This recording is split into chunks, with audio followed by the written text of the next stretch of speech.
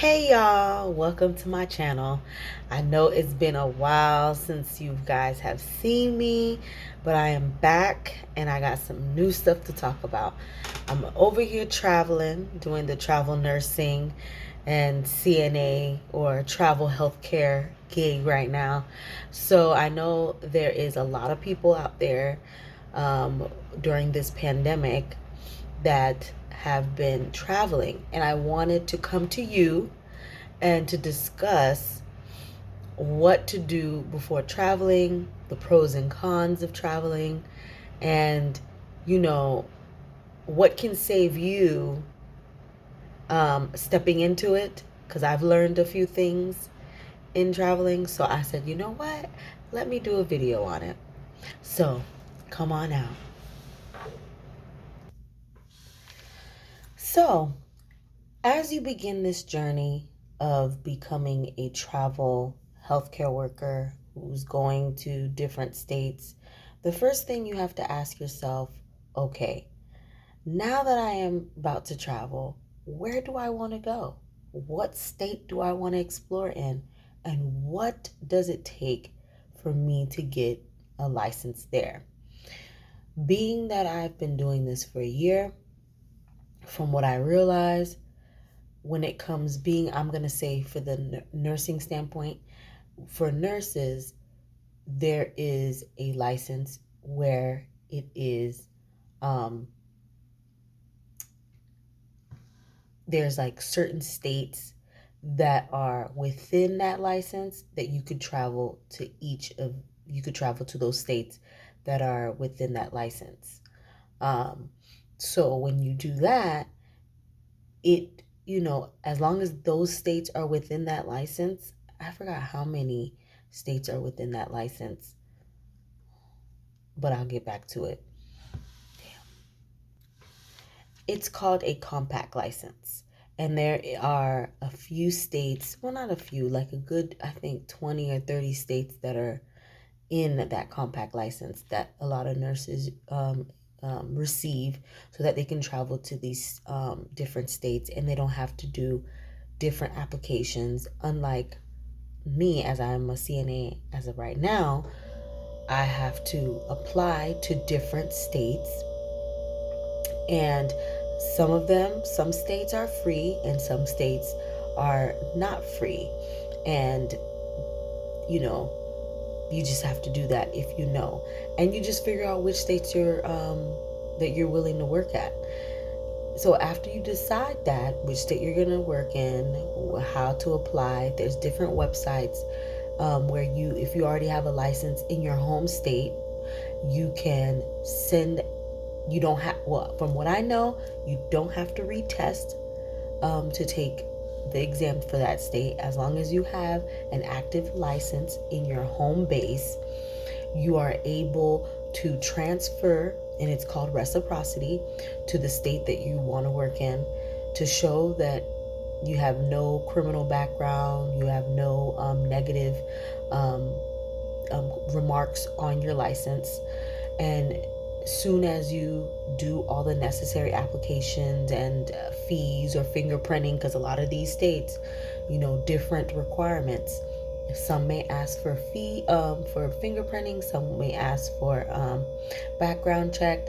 So you just have to make sure you do your research on which state that you want to work in, and then after you do that, figure out what agency type you are looking for.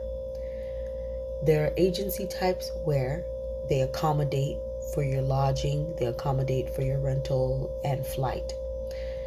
Now, I'm not going to lie to you. You cannot come into traveling if you know you don't have some type of change in your pocket. Let's be honest. Because as someone that was beginning, I was like, oh my God, I didn't, probably didn't think of, keeping change. But you got to make sure you have some backup money if you're starting off, because it may cost you, because you're not going to get paid right away. You're going to get paid probably the second week you start working there. And at times when you're dealing with some companies, they either provide everything, so you don't have to worry about a hotel, you don't have to worry about a car. But if you don't go with those types of companies, you either go with one that just pays you um, stipend. The stipend is basically it's a kind of allowance of how they pay for your hotel. That's the type of money for your food that's included in that, or incidentals or extra. So it could be like 1,200 on top of your paycheck, um, so that you can accommodate you for where you stay and miscellaneous stuff, and you can save. A lot of people go that route because then you could budget. You could budget your hotel. You could budget your car. You could either ship your car to save, and all that stuff. So always make sure you know what type of companies that you decide to go with when you're traveling. Now, I will be putting some names in the description box, of few companies that I've heard and a few companies that I've worked with that are mostly stipend based. Sometimes they do accommodate you for a hotel, sometimes they don't. So, and you could also ask, you could always ask um, the company that you are with if it's okay, if they could pay your hotel, and you could just accommodate everything else, but you just want them to pay the hotel. You could always ask that. It's either they're gonna say yes or no, or maybe so, who knows.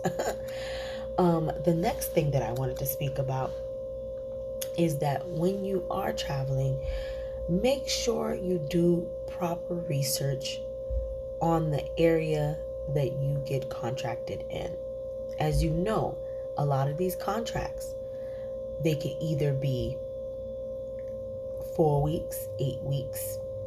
How I said I missed 6. It could be 4, 6, 8, 10, 12, 13, 26. I have gotten offered a 26-week contract. That is a little too long for me. I can't do that. That is too long for me. I'm not doing that. But if you want to, I know people have done that. Make your coins. Um, these contracts can be that long. They can be 4, 6, 8, 10, 12, however long you want to. But always make sure you do proper research on the area and state, city where you're going, to see if you don't decide to make proper decision on housing and car rental. And third of all, if you decide not to do a car rental, to see if they have Uber. I've made this mistake twice, and that's why I made sure I wanted to do this video, so you don't make the same, where you go to a city and you're assuming like, oh, everywhere has Uber, and you go to a rural area where there is no freaking Uber. Like, you just got a wake up call, like, hold on, like, I got an Uber to get here, but while I need to try to transport myself to work, there's no Uber. Honey, from my experience, it's rough out here when you don't know what the hell is going on. If you're a city gal like me, I'm used to having so much things in the comfort of my area. When you come out here somewhere that you're not used to, and you notice that there is no Uber, you're gonna be shit out of luck. Especially you did not transport your car here, because a lot of travelers do that so they can save. So that's a good thing. Look into that also. When you're coming, make sure you realize your hotel accommodations. Look into Airbnb. Look into Airbnb, VRBO. What's the other one? Furnish Finders. I've been looking into that, because right now I'm at a hotel. But always look into these type of things before you come down, and even ask your company, hey, do you guys have any accommodations for me, or any suggestions, to see, because sometimes a lot of these agencies have discounts with the hotels, and at times they might know a company, a corporate apartment in that area that they can suggest you to, and it definitely will be much cheaper than being in a hotel. Or more affordable, you could say, than being in a hotel. So please do your research when it comes to that. When it comes to housing, make sure you see what's in your budget, for that. Um, I would always suggest make sure you find something that you could pay monthly so that you could save and, definitely your work. You come in to work, you're coming to make money, but at least could go home with some of your money than be spending on hotel every week. And also with the car rental, make sure you have a car. Like, that's why I say do research, because I've been to cities where I didn't even need a car, but because I didn't do thorough research on certain different areas, don't assume that everywhere is the same. Sometimes you'd be like, oh, it's a city, and it'll be the same. No, it's not the same, boo boo. Not everywhere. You come here to these places, you be like, oh, yeah, I can see. There's not much here. Of course, there won't be Uber to help me out. So always make sure you have a car, make sure you have a place, make sure to see that it's the place that you're staying at is not too far from the facility that you'll be working from.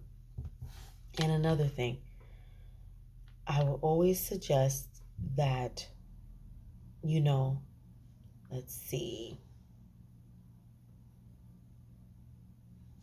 I will always suggest that always have multiple agencies that you work for, because being doing this during the pandemic, and I've been doing this for last year. 2021 was my first year traveling. This is my first year, so this will be my second year.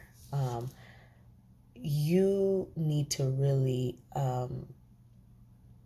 make sure you have multiple agencies, because you could be with one agency now and you do 3 months, and then afterwards you trying to get back into another contract, they don't have nothing else, and you're like, what? So that's why, because these are temporary contracts, yeah, you're gonna still be employed with them. If they're slow, they're slow. So what you do, look at the different agencies. And I will highly suggest any traveler of any healthcare category, go on Facebook. Facebook has so many groups. Facebook has so many groups for travel CNA, travel nursing, radiology, phlebotomy. I mean, everywhere. Because these are where all these professionals reunite, and they're letting you know the 411 on jobs. Even the recruiters are on there telling you the pay, how many weeks, the city, state, all that stuff. Listen, if this pandemic, if you didn't make money during this pandemic, it's because you were lazy. You didn't want to make money during this pandemic. There was too much money to be made. Let's be honest. So if you didn't know, there are so many Facebook groups regarding traveling that it's it's too abundant. Like, you just have to make sure you are that you do look into that if you're looking for jobs and you can't find anything with the current agency that you may be working with. Mind you, keep yourself safe, keep yourself secure while you're on these traveling. You know, if you're a loner like me, sometimes you may come here and there's not much travelers. A few cities that I've been to, or states that I've been to, there's more travelers. In this contract I'm on, I see them, but I barely see them. So it's kind of like I'm for myself. So always be aware, especially if you're a woman or a man, whatever. Make sure you keep your eye open, because you don't know who's watching you and stuff like that. You just got to be safe, especially if you're in a place that you're away from family and everything like that. But I just want to tell people, good luck in your job search. I just wanted to make a short video to help everyone try to do better with their research, try to find, you know, try to make better choices when traveling as a travel healthcare worker, because it is not easy. And sometimes we have hurdles along the road, and we teach each other, and we learn from our own mistakes, and we try to put it out there so everyone could definitely do better on their journey. All right, I will definitely see you guys soon. I hope to see you back, and I'll have more news for you. Bye.